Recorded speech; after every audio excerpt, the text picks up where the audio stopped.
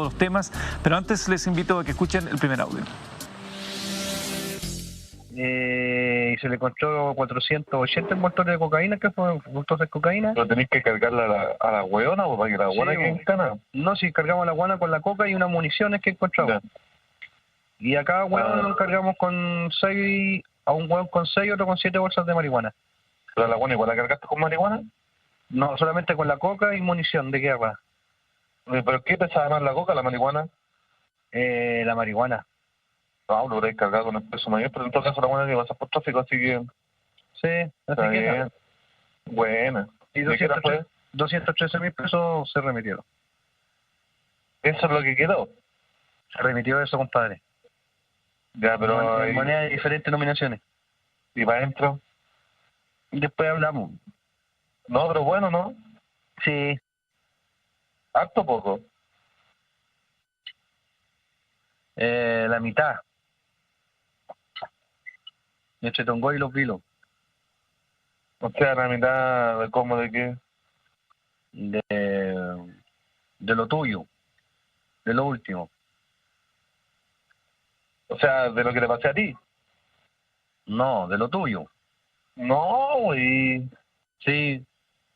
No, güey. Oh, bueno. Bueno, este es uno de los audios que vamos a escuchar esta noche. Como les decía, CIPER publicó esta investigación donde revela informes del Departamento de Asuntos Internos de Carabineros, DAI, que indican que la policía investigó al menos a 40 policías por vínculos con bandas de narcotraficantes y asaltantes entre 2014 y 2016. Los documentos incluyen audios de llamadas, como el que acabamos de escuchar, de carabineros que protegían a delincuentes. Entre los antecedentes se señala que personal de Carabineros actuaba contra bandas rivales de los narcos con los que se relacionaban, quedándose con el dinero y la droga decomisada. Al menos 5 carabineros investigados continuaron activos al interior de la institución. Incluso algunos funcionarios se molestaban con sus compañeros por no haber realizado el operativo en conjunto para así quedarse con parte del dinero y la droga incautada. Está con nosotros esta noche Benjamín Miranda, periodista investigador, uno de los 2 periodistas que investigó este reportaje para CIPER. Bienvenido, Benjamín, gracias por acompañarnos. Gracias a ti por la invitación. Coautor junto a Graciela Pérez de CIPER. Exactamente. Y también está con nosotros Carlos Gajardo, abogado de la Universidad de Chile y exfiscal del Ministerio Público. Bienvenido, Carlos. Gracias por la invitación. Buenas noches, Eduardo. Bueno, sin duda esto no puede dejar a nadie indiferente y aquí hay mucho paño que cortar. Vamos a escuchar los audios y vamos a conocer cómo se fue tirando el hilito de esta madeja, que es una madeja agria, ¿no? Cuando hablamos de una situación compleja por la que atraviesa una institución importante para la República como Carabineros, aparece este tipo de cosas. ¿Cuál era, Benjamín, el principal objetivo de la investigación y cómo ustedes deciden hacerla? ¿Hacia dónde apuntaron sus esfuerzos? La verdad es que esta es una investigación, Eduardo, que hay que tener claro, solamente abarca investigaciones internas entre 2014 y 2016 y solamente también la región metropolitana. Entonces no sabemos si son todas las que se realizaron dentro de ese periodo de tiempo en la zona y uno puede presumir, por tanto, que a nivel nacional en realidad son muchos más los carabineros investigados internamente por vínculos con narcos. Es una primera cosa para tenerlo bien claro, ¿no? Para desarticular este argumento de que son poquitos casos, que son 40, una institución más amplia, no sabemos realmente cuántos son los investigados. Esta investigación fue bastante larga, tardó cerca de 5 semanas desde que tuvimos acceso a los documentos, porque nosotros sentimos, según nuestra forma de trabajo, que la pega no está hecha hasta llegar al fondo de este tipo de temas, sobre todo cuando son cosas tan delicadas como la penetración narco en las comisarías del país. Y en ese sentido nos encontramos con muchas piedras de tope, principalmente zonas oscuras donde no podemos acceder a información pública respecto, por ejemplo, a lo que recién te decía, el total de carabineros investigados por vínculos con narcotraficantes y la negativa del Ministerio del Interior, que oficia como superior de carabineros en el Poder Ejecutivo, quien tampoco conoce el número total de uniformados vinculados con bandas de narcotraficantes. Ahí hagamos una primera pausa dentro de, porque le quiero lanzar la pelota a Carlos, porque claro, el trabajo que hacen los periodistas de CIPER se encuentran con que no hay respuestas oficiales a las solicitudes. ¿Eso está dentro del marco de la legalidad o se podría llegar a entender el por qué no existe esa información? No, yo creo que es una deficiencia de nuestro sistema en general. Desde hace más de 10 años Chile tiene una ley de transparencia que permite poder acceder a diferente documentación y el Estado entonces se compromete, tanto de manera activa como de manera pasiva, a poner esta información en manos de los ciudadanos y por lo tanto los periodistas pueden acceder a ella. Pero tiene algunas trampitas o algunas deficiencias la ley, ¿no? Como por ejemplo, que fue lo que esgrimieron en este caso, entiendo, decir, no, es información con la que no contamos y como no tenemos esa información no la podemos entregar. Cuando pareciera que es evidente que es información muy relevante y que por lo tanto las instituciones debieran preocuparse de aquello, ¿no? No puede ser una buena excusa decir, no, es que esa información no la tenemos, no sabemos cuántos carabineros se han investigado por delitos tan graves como narcotráfico. Bueno, eso debiera ser parte de las cosas que la policía o cualquier otra institución, ¿no? Si esta pregunta se hiciera, no sé, en la Fiscalía o en el Congreso, en cualquier parte, debiera estar disponible. Y por lo tanto son desafíos de la ley en cuanto a que se requiere una implementación mayor para que cumpla sus contenidos. Porque acá más allá, acá el punto no es las personas individuales, ¿no? Para eso estarán los tribunales de justicia y lo verán. Sino que el tema es, a ver, ¿cuán ramificado está este problema en nuestras instituciones? ¿Cuál es la manera en que se produce? ¿Dónde están nuestros principales peligros, nuestros principales talones de Aquiles para poder mejorar eso e intentar que estas conductas tan graves no se repitan en el futuro? Y tú, Benjamín, decías eso, que no sabemos, en el fondo no sabemos cuántas investigaciones se han llevado a cabo de esta naturaleza sobre vínculos entre carabineros y bandas de narcodelincuentes. No lo sabemos y la única institución que tiene la llave de esta información es Carabineros, porque la pregunta, la consulta hecha fue precisamente a esa institución. Y ahora bien, hay un dato que vale la pena tomar en cuenta para poder graficar qué tan importante es conocer esa información. Nosotros hicimos una búsqueda de prensa que puede hacer cualquier persona entre el año 2010 y 2020 y esa búsqueda arrojó que casos públicos arrojaron 66 carabineros investigados por vínculos con narcotraficantes. 66 casos públicos entre el 2010 y el 2020. Nosotros tenemos 40 investigados internamente solamente entre el 2014 y 2016. Eso da cuenta que puede haber una cifra negra de vínculos entre carabineros y narco que no conocemos todavía. Claro, porque la cifra no tiene ninguna relación entre la que se conoce oficialmente y la que está solamente mirando la prensa y recogiendo los casos que fueron públicos y fueron investigados por esta circunstancia. Y que es relevante, ¿no? Porque la fe pública depositada en una institución como Carabineros durante años siempre nos jactábamos que Carabineros, y de vez en cuando surgen noticias, se va preso tal persona porque quiso sobornar a un carabinero, le ofreció unas lucas por pasarse un parte, cualquier cosa. Y está bien que así sea. Lo que no sabemos es cuando eso sí es aceptado, porque eso no queda ningún registro, y ahí es donde empieza a oscurecerse el panorama.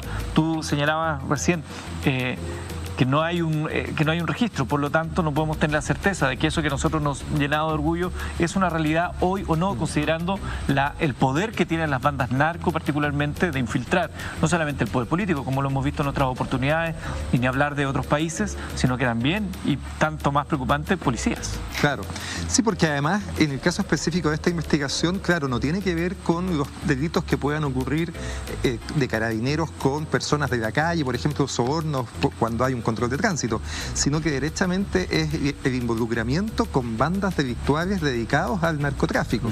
Y además es bien interesante porque, de acuerdo a lo que muestra el reportaje de CIPER, que muy bien lo muestra Benjamín, hay distintas formas en que esto se produce, ¿no? Por ejemplo, el que recién escuchamos es un tema bien interesante porque ahí lo que se está haciendo es cargar a determinadas personas con droga. Claro. Y se explica muy bien, se dice, sí, a este le pusimos 6 bolsas, los distribuimos, estaban muy interesados en cargar a una mujer específicamente y además se quedan con parte del dinero. Entonces es interesante para ir conociendo el fenómeno, ¿no? Para ir conociendo cómo están sucediendo las cosas o cómo pueden suceder cuando eso funciona de manera indebida.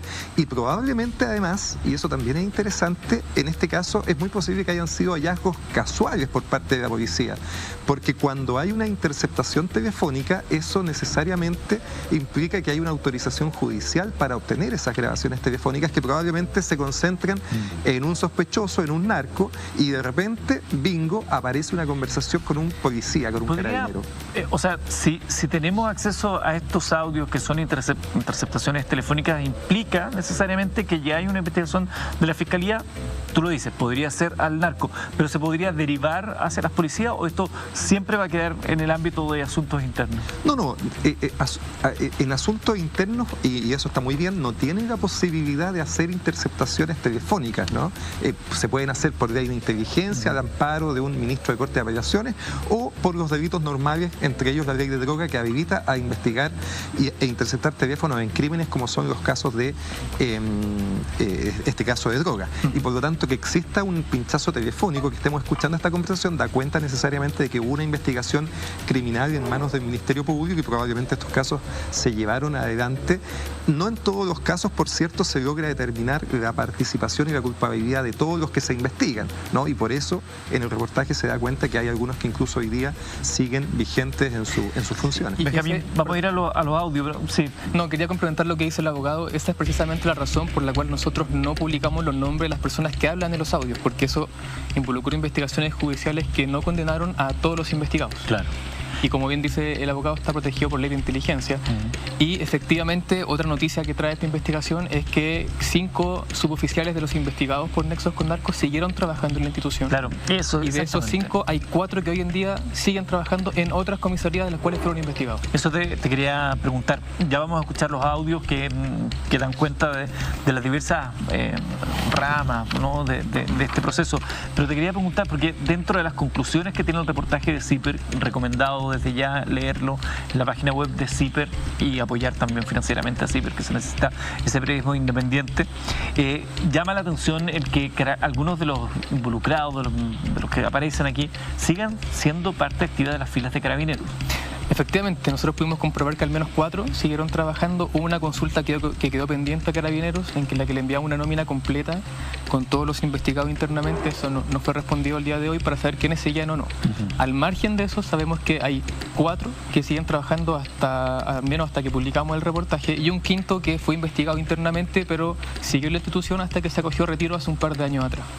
Y los 4 hoy día están trabajando en comisarías distintas a las comisarías en las que estaban cuando fueron investigados entre 2014 y 2016. Benjamín, antes de ir al audio, a ti en lo personal como periodista, ¿te sorprendió las conclusiones a las cuales ustedes pueden llegar o la información a la cual empezaron a acceder, o más o menos intuías que la mano se venía así? En primer lugar, me parece que es tremendamente escandaloso el nivel de compromiso que evidencia este tipo de la información que nosotros revelamos, porque mucho se habla, pero queda en eso, en comentarios generales, que el Carabineros tiene vínculos con narcotraficantes, etcétera, pero aquí tenemos pruebas fehacientes, tenemos conversaciones telefónicas interceptadas, tenemos una respuesta de Carabineros que nos dice que no sabe en realidad cuánta penetración hay del narco en sus unidades policiales.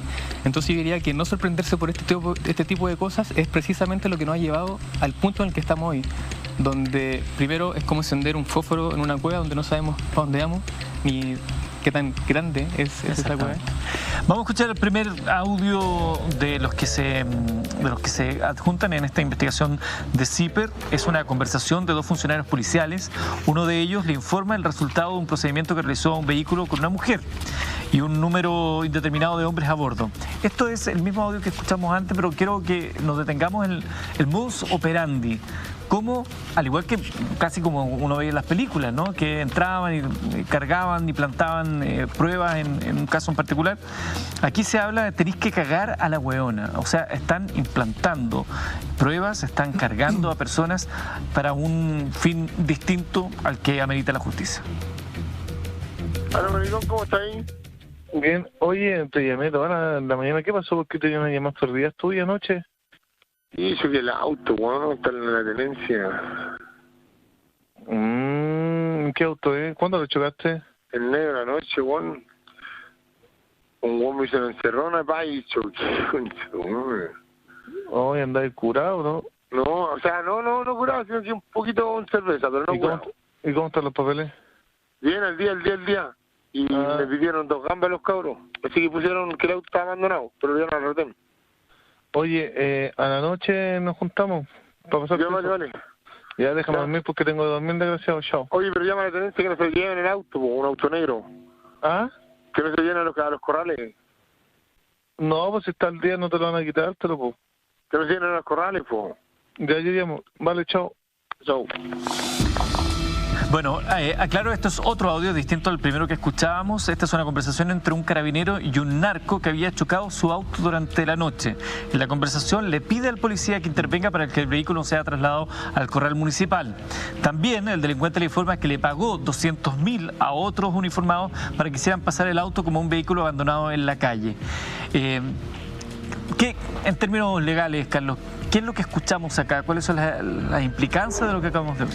Bueno, nítidamente eso hay conductas de cohecho, ¿no? Cuando ya se le paga a un funcionario público para efectuar alguna actividad específica, incluso hoy día la ley se ha modificado y permite, estos son de antes del 2016, pero permite que el solo pago ya configure la conducta delictiva, pero da cuenta de un delito de cohecho que se está realizando con una autoridad pública, con un carabinero, y por supuesto son delitos muy graves y que no debieran permitirse dentro de la institución. Además me parece que más allá del hecho mismo, de que no lleve el auto al corral, que no sé qué, con todo lo que implica después sacar un auto a un corral, hay un trato, hay una confianza, ¿no?, implícita, que habla de que aquí hay una relación que aquí no se escucha de otros hechos, pero evidentemente que esto uno puede intuir que aquí la relación viene siendo fructífera. O sea, es cosa también escuchar el comienzo del audio, cuando le dice: ¿qué pasó? Me llamaste toda la mañana, tengo llamadas perdidas tuyas también durante la noche.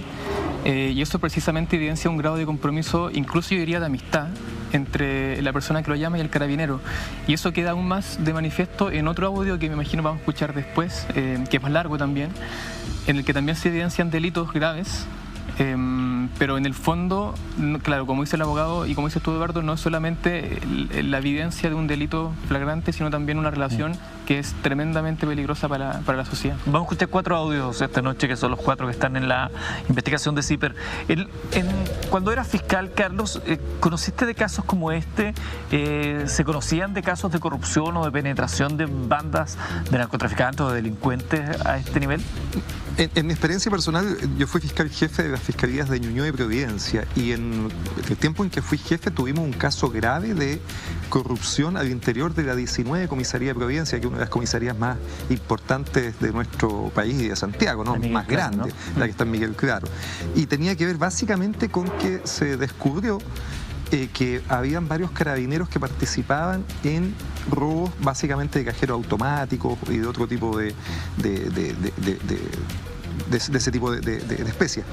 Y bueno, se hizo una investigación muy profunda en ese caso fue con la colaboración de la propia institución, participó los organismos internos de la institución, se logró mediante escuchas telefónicas dar cuenta de los procedimientos, la manera en que se coordinaban, cómo los robos se hacían cuando los carabineros involucrados estaban de turno y por lo tanto ellos eran los que iban supuestamente al procedimiento y así permitían entonces la fuga de los autores de hecho y luego cómo se repartían los dineros. Y todo eso con mucha potencia de prueba, básicamente por las escuchas telefónicas. Y aquí quiero hacer un punto, que efectivamente como van modificándose los elementos también tecnológicos, la incorporación en el mundo de la herramienta del WhatsApp dificulta todas estas investigaciones. ¿Por qué? Porque las policías, y está hoy día la posibilidad de interceptar llamados telefónicos, pero por llamados normales, ¿no? Pero no hay tecnología para interceptar los llamados vía WhatsApp. No estoy revelando ninguna técnica nueva para efectuar delito, porque esto ya es muy conocido en el ámbito delictual. En la situación de la Araucanía, que supuestamente el profesor había creado un software que hacía esto. Y eso que era falso. Hacer, porque entonces, tiene un cifrado de extremo a extremo el WhatsApp. Exacto. Entonces hoy día la delincuencia básicamente utiliza el WhatsApp para efectuar este tipo de comunicaciones, las llamadas vía WhatsApp, y esas hoy día son indetectables. Entonces eso dificulta. Probablemente va a ser difícil que en 2021 tengamos llamadas telefónicas como las que están interceptadas acá, dificulta por lo tanto la investigación, y eso es además un desafío para el Ministerio Público, para las policías, para los sistemas de inteligencia, para buscar nuevas fórmulas de cómo poder encontrar este tipo de delincuencia. O sea, de todas maneras, si la tecnología corre a 100 por hora, el fenómeno narco se va a alimentar también de eso. y va a buscar los puntos más débiles Claro. para que no los descubran también.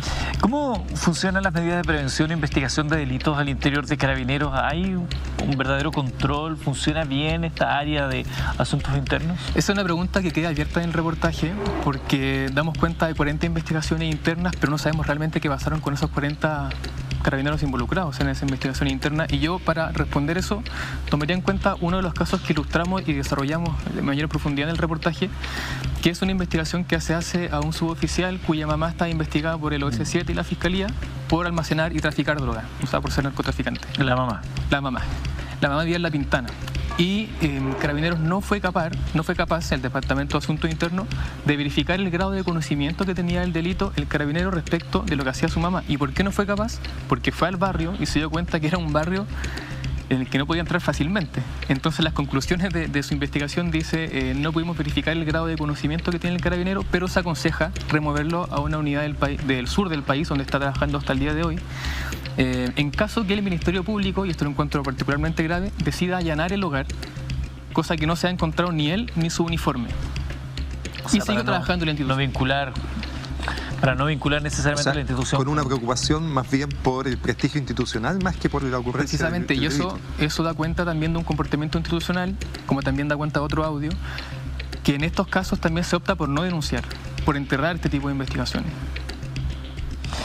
Es difícil, no sé si Carlos tú tendrás conocimiento, pero es difícil el control interno de una institución porque, a ver, digámoslo, por la naturaleza misma de la función policial van a estar expuestos a ser corrompidos. Porque al delincuente le conviene tener de aliado a un policía, y esto se ha visto aquí y en la Quebrada aquí, y pueden ver miles de películas que hablan justamente sobre esto, y la mayoría de ellas basadas en hechos reales. Pero la pregunta es, para los mecanismos internos de las policías, ¿es fácil pesquisar eso? ¿Hay una solidaridad malentendida? Ahí dentro de los casos hay un carabinero que delata a otros que los invitan, entre comillas, a hacer un asalto. ¿Eso es cotidiano o es menos frecuente? Yo haría un punto previo a eso, que como en cualquier institución que tiene poder, por supuesto se pueden enquistar prácticas que sean difíciles de erradicar y que generen una cultura organizacional interna que favorezca la comisión de esos delitos. Estoy pensando inevitablemente en la iglesia, ¿no? Cuando uno piensa por qué en la iglesia se dieron tantas situaciones de abuso, bueno, tiene que ver porque se genera una cultura organizacional, incluso en una institución que debiera ser tan santa, ¿no?, como la iglesia.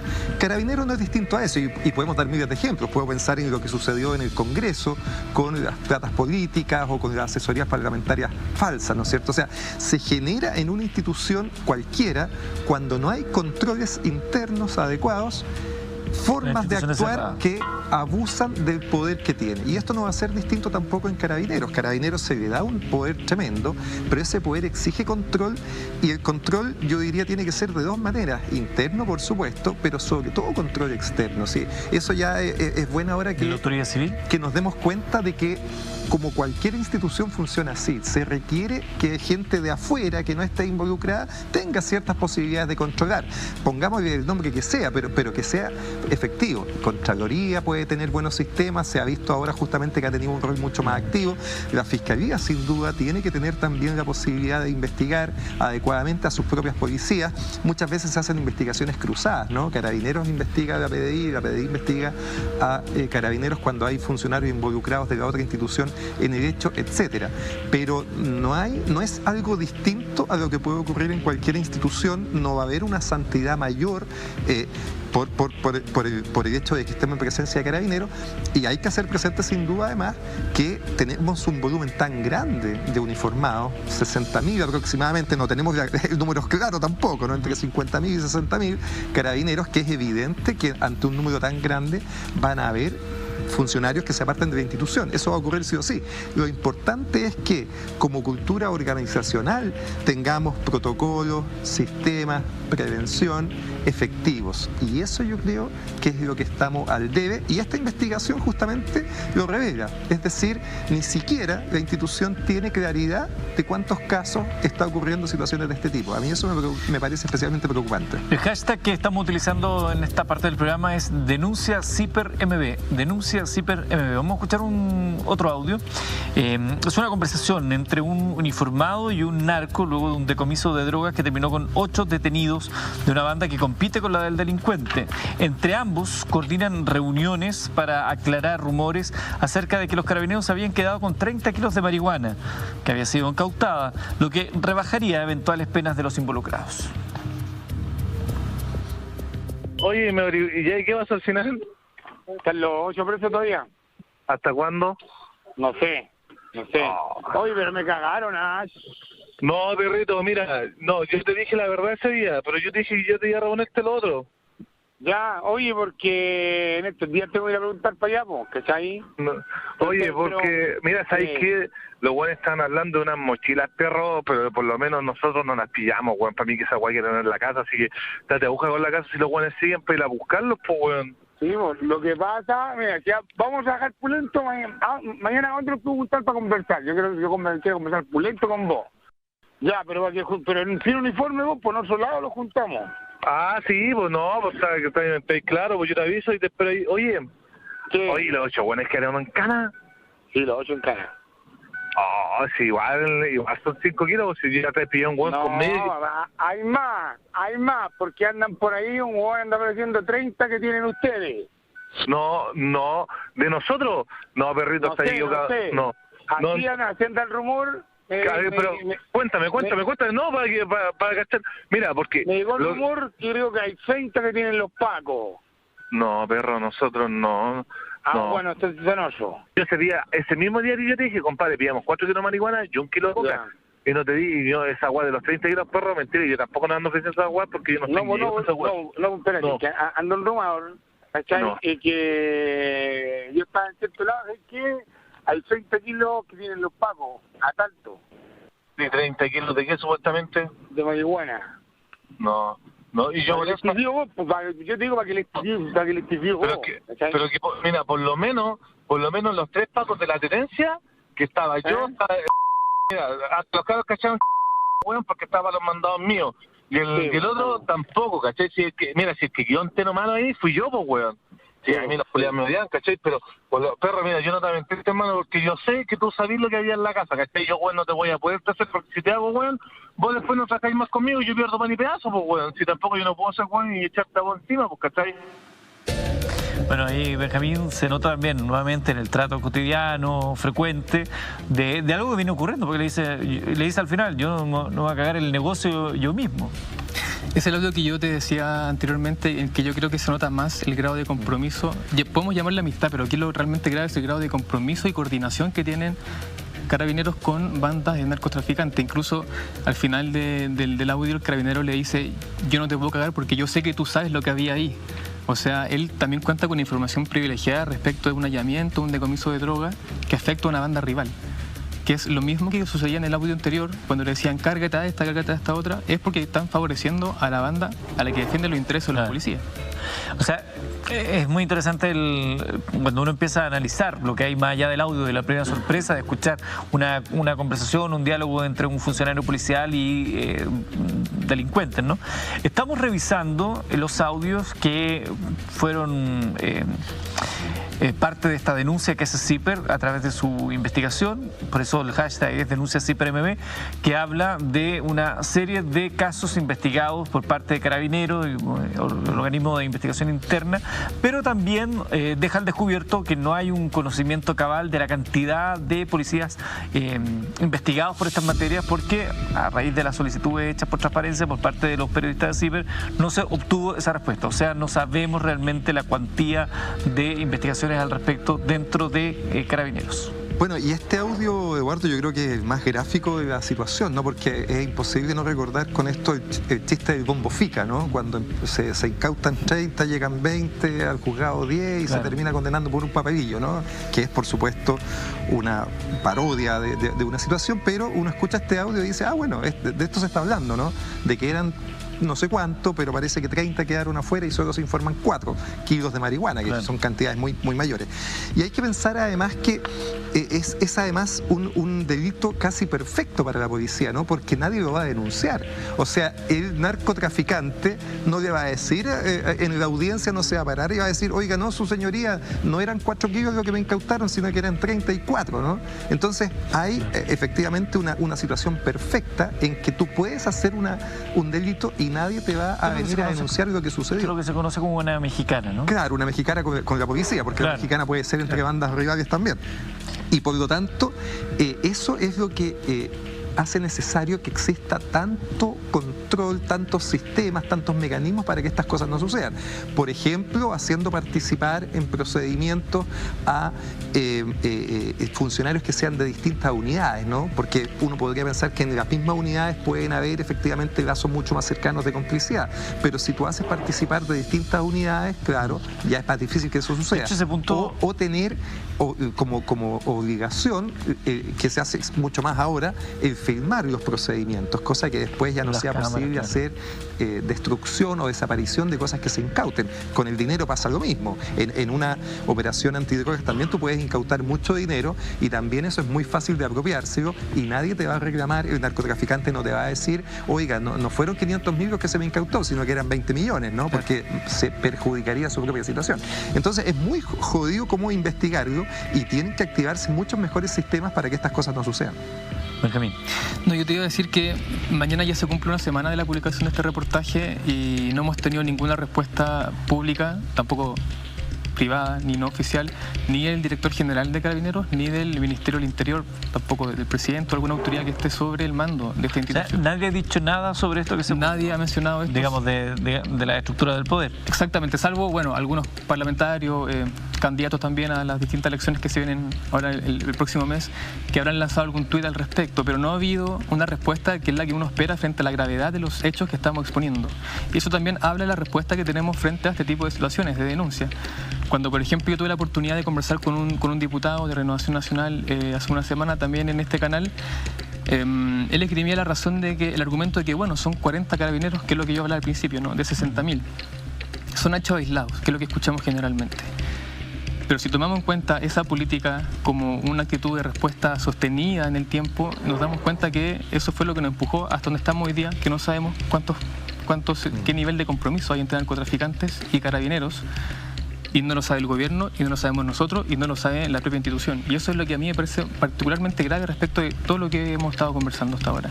Que en el fondo se minimiza la gravedad del asunto, porque podrán argumentar que son hechos aislados, pero son hechos que socavan puntos esenciales de la democracia, ¿no? La yo creo que ahí, de la institución. Eduardo, lo importante es que realmente no sabemos si son aislados o no. No, claro, pero digo, como contraargumento a esa respuesta que te da un personero político. Un hecho aislado, pero un hecho de la máxima gravedad. No, pero además el no tener esta estadística, esta información tabulada, te impide saber además cómo vamos, pues si vamos para arriba, si vamos para abajo, si nos mantenemos. Porque uno podría decir, mira, el 2014 sucedió esto, el 2015 acá, el 2016 allá, se han ido tomando estas medidas funcionaron, hoy día hemos bajado, etcétera. Por eso este tema de tener información es muy relevante porque te permite orientar la política pública. Si no tiene sentido acá que hagamos esto para sacar al pizarrón a Carabineros y apuntarlos con el dedo y decir, oh, mire cuánta corrupción hay. No, el sentido que tiene es decir, ¿cómo estamos haciendo nuestro trabajo? ¿Cómo podemos mejorarlo? ¿Cuánto mejor o peor estamos que ayer? Y esa información desgraciadamente no la tenemos y a mí me parece que hay bastante desidia finalmente para poder efectivamente hacer trabajos que permitan mejorar lo que se está haciendo al futuro. Ahora, no es novedad que Carabineros efectivamente tiene muchos problemas, pero yo diría que la base de los problemas están al final bastante en el mismo punto, que tiene que ver con la falta de controles efectivos de lo que sucede en su interior. Porque, insisto, en ninguna institución estamos plagados de ángeles, en todas las instituciones hay personas y las instituciones funcionan mejor cuando hay eficientes mecanismos de control. Qué interesante ese punto, porque si uno toma lo que en su momento se conoce como el Paco Gate, era falta de controles a nivel de generales y el uso que se hacía de los fondos públicos, fondos que nos pertenecen a todos los chilenos, porque es plata de nuestros impuestos. Exacto. Y aquí también estamos hablando nuevamente de una falta de fiscalización que tiene que ver en otro ámbito, pero que también socava a una institución como Carabineros de Chile. Lesiona también la confianza que tenemos nosotros como ciudadanos sobre esta institución, porque tú bien lo dices, Eduardo, los ex altos mandos, o muchos de ellos, están hoy día investigados, también procesados por fraude al erario público, y ahora nos enteramos que también los suboficiales, es decir, los mandos más bajos, tienen otro tipo de corrupción que también los corroe. Y son igual de graves, aunque son situaciones distintas. Pero finalmente ambas afectan no solamente la imagen de la institución, sino también la confianza que debemos tener nosotros como ciudadanos sobre los encargados de ejercer la ley. Y junto con el tema externo, ¿no es cierto?, de la confianza de la ciudadanía, también hay un tema de la moral interna, ¿no? Porque fíjate lo que sucede, que esta situación ocurre y probablemente varios de los compañeros de la institución se pueden estar dando cuenta de lo que está sucediendo, ¿no? Y por lo tanto, punto uno, la necesidad de establecer mecanismos de denuncia internos, que son fundamentales. Buena parte de las causas, una de estas es así efectivamente, se inician porque otro funcionario que no es corrupto se da cuenta de esta institución y entonces lo denuncia. Bueno, tienen que haber mecanismos buenos, acreditados, de poder efectuar denuncias internas, que eso no se transforme finalmente en un peligro para el que denuncia o en un menoscabo para el que denuncia. Eso es muy importante para que el sistema efectivamente funcione. Porque además, claro, si no se termina generando una cultura institucional, que el que no se termina haciendo este tipo de actividades es tonto, pues, ¿no? Es como la película esta del rey de los lesos, pues, ¿no es cierto? Porque debo entonces en cada procedimiento tener una actividad de este tipo, obtener algún crédito o beneficio personal, porque si no, todos los demás lo están haciendo, ¿por qué no lo voy a hacer yo? Si es que no hay políticas para esto, prevenirlo y para sancionarlo, lo que termina necesariamente sucediendo es que esto se va ramificando al interior de esta institución o de cualquier otra. Hay otro punto interesante ahí, abogado, porque dentro de la pega que hicimos en CIPER, revisar antecedentes internos y también públicos, como les comentaba al comienzo, sobre ese trabajo pudimos armar una base de datos que nos da cuenta de cuáles son las comisarías con mayor carabineros involucrados o investigados por nexos con narcotraficantes. Identificamos algunas, están expuestas en el reportaje, pero yo quiero rescatar que dos de ellas, que están ubicadas en Quilicura y Estación Central, fueron identificadas en el 2015 por una investigación de CIPER como comisarías castigo, que se les llama así internamente, aquellas unidades policiales donde son destinados uniformados que son o investigados por cometer ilícitos o se prueba que los cometieron y no los apartaron de la institución. Y eso habla también de un comportamiento institucional, donde se premia a quienes trabajan mejor con trabajo menos complicado, menos complejos, menos investigativos, y se castiga, entre comillas, a los peor evaluados, enviándolos a zonas que son más conflictivas, que requieren mayor estrategia. En el fondo se castiga a la ciudadanía de esos lugares porque le tiran el personal que está menos apto. Vamos ahora sí a escuchar este primer audio que les había señalado. Es una conversación entre dos funcionarios policiales. Uno de ellos le informa el resultado de un procedimiento que realizó a un vehículo con una mujer y un número indeterminado de hombres a bordo. Tenéis que cargar a la hueona, para que la hueona quede en cana, le indica el supuesto jefe, quien cuidaría los intereses de una banda rival. Y se le encontró 480 envoltorios de cocaína, que fue envoltorios de cocaína. Pero tenéis que cargarla a la hueona, para que la hueona quede en cana. No, si cargamos a la hueona con la coca y unas municiones que encontramos. Y a cada hueón nos cargamos con 6, a un hueón con 6 y otro con 7 bolsas de marihuana. ¿Pero la hueona igual la cargaste con marihuana? No, solamente con la coca y munición de guerra. ¿Pero qué pesaba más, la coca o la marihuana? La marihuana. No, lo habréis cargado con el peso mayor, pero en todo caso la hueona tiene que pasar por tráfico, así que... Sí, así que... Buena. Y 213.000 pesos se remitieron. ¿Eso es lo que quedó? Se remitió eso, compadre. Ya, pero... En moneda de diferentes nominaciones. ¿Y para adentro? Después hablamos. No, pero bueno, ¿no? Sí. ¿Harto o poco? La mitad. Entre Tongoy y Los Vilos. O sea, la mitad de cómo, de qué. De lo tuyo. De lo último. O sea, de lo que te pasé a ti. No, de lo tuyo. No, güey. Sí. No, güey. Oh, bueno. Bueno, este audio que puede parecer medio gracioso de pronto por la sorpresa con la cual se manifiesta en la conversación de cuánto se habían quedado para adentro. En el fondo, plata que la hicieron corta. para adentro, para el bolsillo. Y también cuando hablan de cuánto pesa, me imagino que se refiere a, en términos punitivos para la persona que están cargando, ¿qué pesa más? ¿Que te metan marihuana o que te metan municiones u otra cosa, no? U otro tipo de droga o cocaína, ¿no? Claro. Bueno, aquí se da nuevamente la combinación de todo lo que habíamos hablado, por el intento de cargar por una parte a una persona determinada, lo que obviamente es gravísimo porque no sabemos si esa persona estaba efectivamente involucrada en el hecho o no, o se le intenta dar más responsabilidades de las que tiene, o podría ser derechamente inocente. Y eso, claro, genera después mantos de duda para otros procedimientos policiales en que los imputados pueden estar alegando que fueron cargados o no. Entonces es muy complejo. Y la segunda parte es quedarse además con el dinero, el botín, que aparentemente es una cantidad bastante impresionante. Da cuenta que como que no quisieran decir cifras, ¿no? De hablar de números, quizás con cierto temor de que puedan estar efectivamente interceptados sus teléfonos, o pueden haber personas cercanas, exactamente. Carlos, perdón, y voy de inmediato, Benjamín, que llama la atención ahí en ese momento cuando está en la conversación sobre cómo cargan así abiertamente.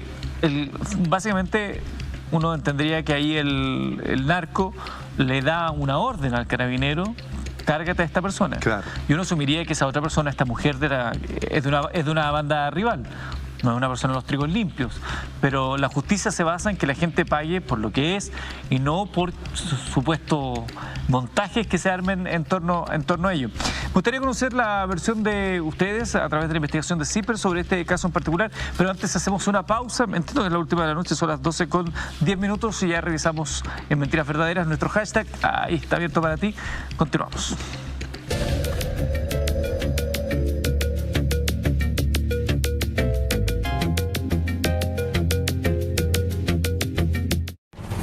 Estudia una carrera técnica con gratuidad y 6 años de acreditación en ENAC.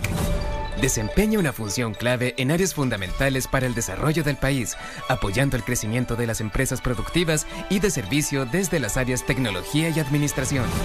Ven a conocer los nuevos talleres prácticos del área de tecnología y matricúlate en línea o... ¿Qué molesto debe ser también para esa gran cantidad de carabineros que sienten vocación y hacen el trabajo de buena forma, ¿no? Hoy día veíamos que salió por ahí una noticia, carabineros que asistieron a un parto, y había una fotografía de 2 carabineros ahí con el recién nacido.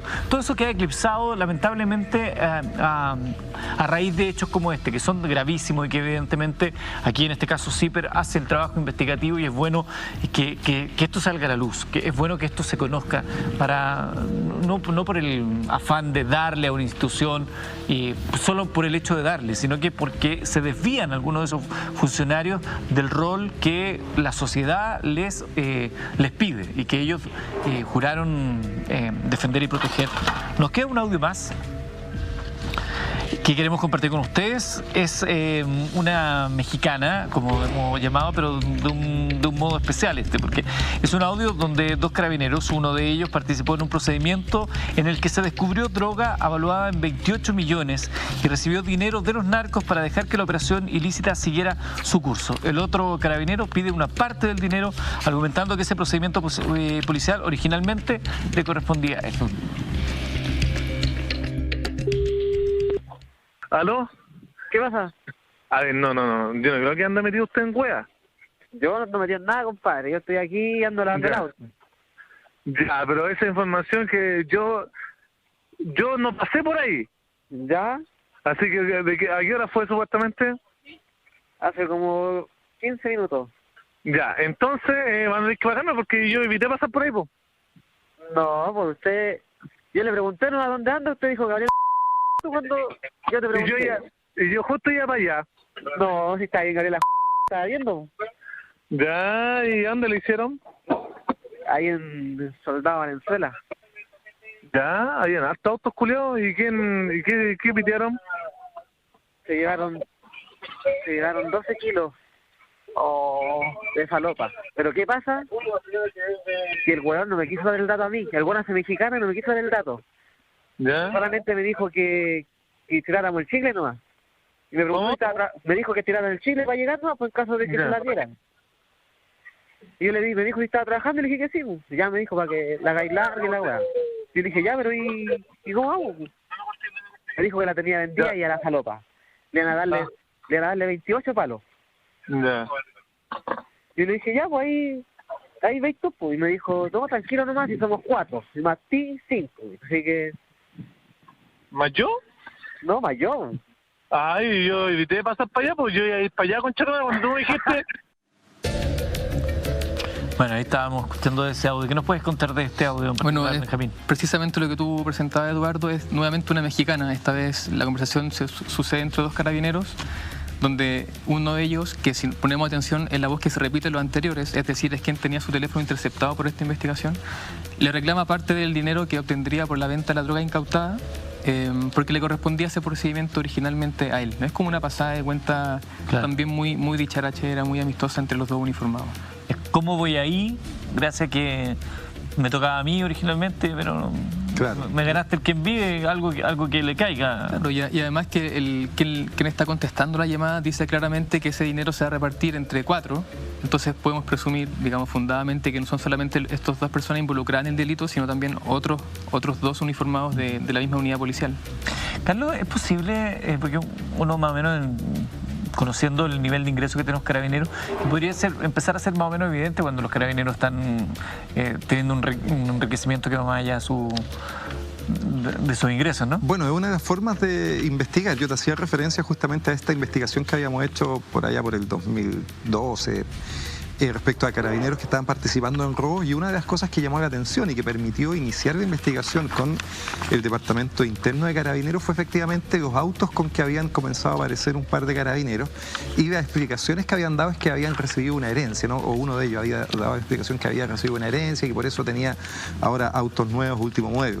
Y eso es relevante, por cierto, en esta institución o en cualquier otra, ¿no? Un incremento importante del patrimonio, bueno, debe llamar la atención, poner ojo, qué es lo que está sucediendo. Las jefaturas en eso tienen un rol relevante, un rol importante, comunicar esa información en sus departamentos de investigación internas, etcétera, son elementos evidentemente que facilitan las investigaciones. Y esto lo vimos también hacia arriba, ¿no? Cuando las investigaciones que se han hecho en el generalato, estoy pensando sobre todo en las Fuerzas Armadas, la investigación de los fraudes en el ejército, bueno, buena parte pasaban también por el alto estándar de vida que tenían los generales. Hay que recordar en el caso de Fuente Alba en el ejército, que le llamaban el general el señor de los anillos, ¿no? Por el gusto que tenía por los automóviles de una determinada marca. Son antecedentes relevantes, por supuesto, y que sirven para iniciar una investigación. No es decisivo, no significa que con eso ya tiene un caso armado, pero son las señales de alerta que le dan a la institución para poder hacer esta investigación. Estas mismas señales también las dan otras instituciones del Estado, por ejemplo, la Unidad de Análisis Financiero. La Unidad de Análisis Financiero, que ve justamente inteligencia financiera para lavado de activos, para lavado de dinero, también se preocupa cuando determinados funcionarios públicos aparecen con incremento importante en sus patrimonios, con depósitos relevantes en sus cuentas corrientes. Así fue como comenzó justamente el caso del fraude de Carabineros, el Paco Gate, el fraude de la Intendencia, con un depósito millonario en una cuenta corriente de un funcionario. Entonces, claro, todos estos elementos son luces de alerta que te permiten iniciar investigaciones y forman parte de lo que hemos llamado los sistemas de prevención. Esto también tiene que estar estandarizado, tiene que haber gente trabajando en eso, no puede ser que simplemente sean casualidades, cabezazos, claro, con los que inicia una investigación. Y precisamente eso es parte de lo que esta investigación quiso aclarar, es decir, cuáles son los métodos de prevención y de reacción. Exacto. Una vez que se detectan estos casos tanto en Carabineros como en el Ministerio del Interior.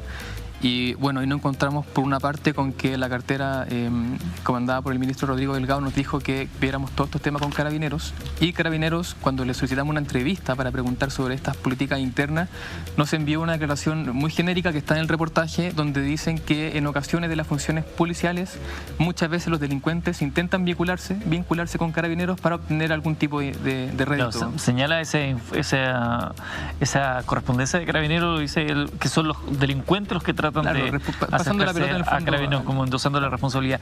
Benjamín Miranda es periodista e investigador de CIPER.